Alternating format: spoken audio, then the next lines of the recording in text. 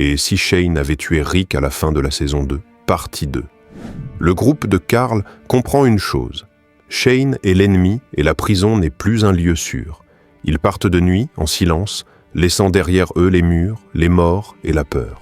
Sur la route, ils tombent sur Woodbury. Une ville propre, organisée, presque trop calme pour être honnête. Le gouverneur les accueille comme des survivants, comme des invités. Carl observe, écoute et se méfie. Là-bas, il rencontre Tyrese et Sasha. Carl leur a fait bonne impression.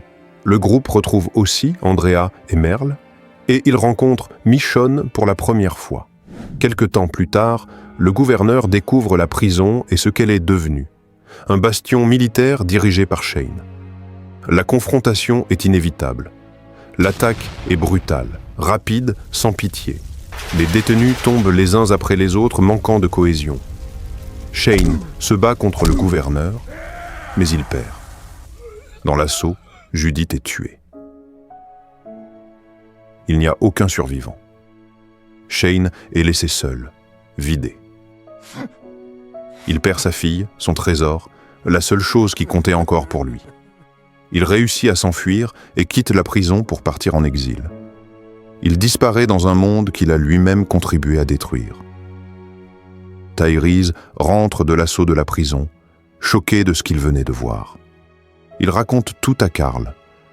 Quand Carl apprend la mort de Judith, quelque chose se casse en lui. À Woodbury, il parle. Il raconte. Il révèle la vérité. Le gouverneur n'est pas un sauveur, c'est un tyran.